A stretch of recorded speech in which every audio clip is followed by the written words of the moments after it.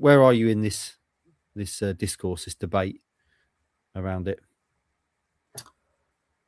I think I said, I penned something in the build up to the game about the pros and cons of an FA Cup run, whether it would be a help or a hindrance, and kind of convinced myself on both when you kind of say them out loud, in terms of course you should want to try and win every game. And I think ultimately I will always, as someone sort of external to the game, that's certainly more on a fan's side of the fence than a manager's, just win games of football, don't overthink it, and that breeds confidence. And I think what tipped me more towards that is because they got such a big result at Derby the previous week, and this has been a season of fans having to work really hard to bond with a new group of players. And we've talked about it so long, about moving on from the past and this new group winning people over. And there's always been this sense of one step back, one step forwards, 1 or 2 steps back. And there was a chance to build upon Derby and start to build a bit of momentum at an important time of the season. And this has just felt like another little sort of dampener. And again, all of that sort of bubbling angst and worry and concern gets brought right to the surface again. So that's what made it so disappointing. In terms of the team, I step back and I look at it, and you read it out on paper. The first thing you got to ask yourself is, should that team been good enough to compete and do better? Palmer's your first choice goalkeeper going into the season. He's only lost his place through injury. Kipra was obviously the one has been a sort of fan's favourite and kept his place in the team. I'm just going through these in order of what's on the team sheet. These are in squad number. Dan Neil, I think everyone wanted to see him make his full debut.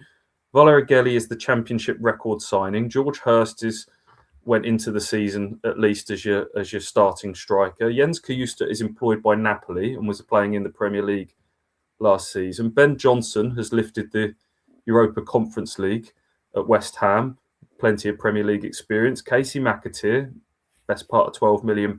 Jacob Greaves, he was 15 million.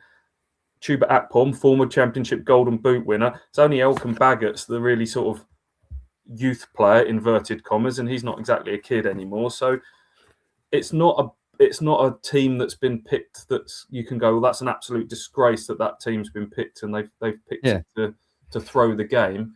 But it's throwing them all in together at the same time, which creates that sort of disjointed nature. I think there needed to be changes. I get the logic of certain people need a rest, certain people need to be brought up to speed so that they're ready for when called upon. Is there a halfway house? I mean, the team that I predicted was 8 changes, and that would have had Azor Matasi was still in the team. It would have had Leif Davis still in the team. Just 1 or 2 more of your kind of regulars, would that have helped the others and made it a bit more of a joined up display and giving you that bit of extra chance? That would be my feeling, that it didn't need to be 10, maybe 7 or 8. Yeah, I mean, my take on this is: am I sad that Ipswich Town are out of the FA Cup? No. Am I sad at the way they went out of the FA Cup? Yes. Not sad so much as just frustrated. Like McKenna said before the game, we're going to have a swing at it. They didn't have a swing at it. There was no swinging in there.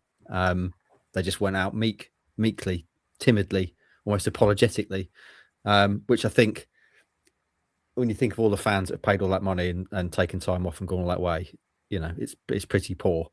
But equally, I think, don't hate the player, hate the game. And it's not Kieran McKenna's fault that the FA Cup is basically like a sidelined competition now, where there's really no money or prestige attached to it anymore. And in the context of what's important, getting promotion is hundreds of times more important in terms of finances as well as everything else.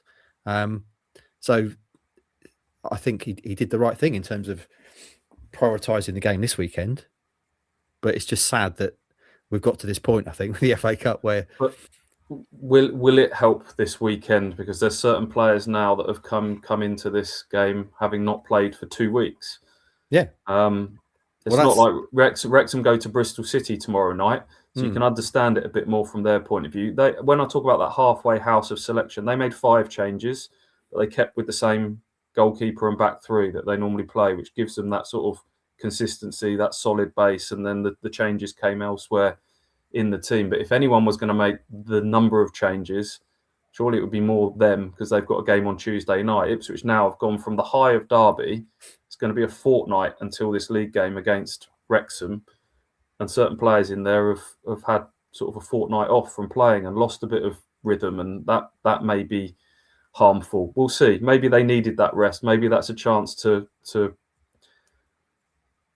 let their bodies recover after what has been a pretty grueling schedule ahead of, again, what is going to be a hectic period ahead. The proof will be in the pudding. This will soon be instantly forgotten about if Ipswich go and win on Saturday and go on a bit of a run. But what it has done is now put a bit of pressure on, hasn't it? There's no excuses now.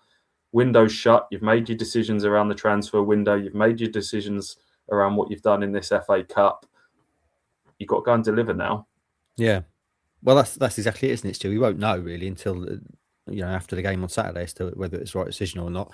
But as you say, if they go now and lose on Saturday, it just compounds things, doesn't it? And it adds to the again the kind of 2 steps forward, 1 step back, or in this case 1 step forward, 2 steps backwards. If they lose again at Wrexham,